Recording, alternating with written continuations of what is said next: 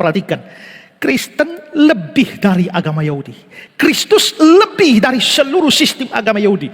Orang-orang percaya pada Kristus lebih daripada orang-orang tidak percaya dalam agama Yahudi. Lebih.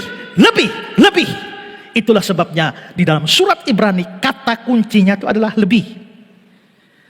Coba kita lihat Ibrani 1 ayat 4. Dikatakan lebih tinggi, lebih indah. Lalu Ibrani 3 ayat 3, lebih besar, lebih dihormati.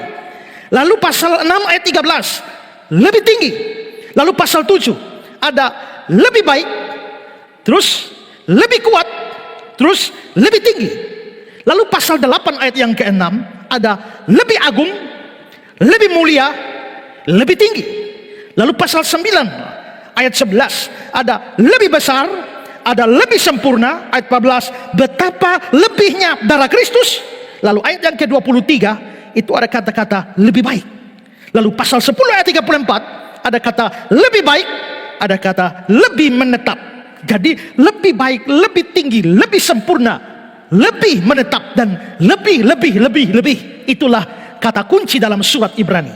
Bahwa apa yang ada pada Kristus, apa yang ada pada kekristenan, apa yang ada pada orang-orang percaya lebih baik, lebih indah, lebih tinggi, lebih sempurna, lebih menetap daripada semua yang ada di dalam agama Yahudi. Saya detailkan lagi.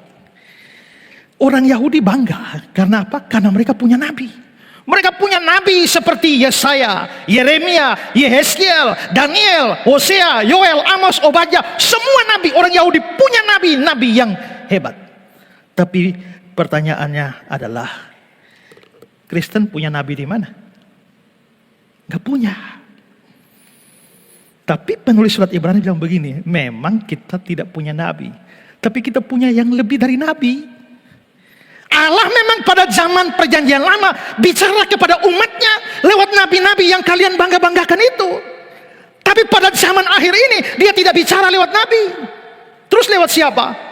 Pasal 1 ayat 1 sampai 2.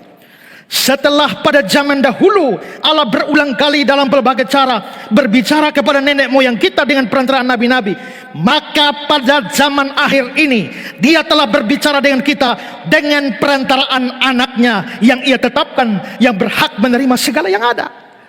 Jadi kalian boleh bangga karena Allah bicara kepada kalian melalui nabi-nabi.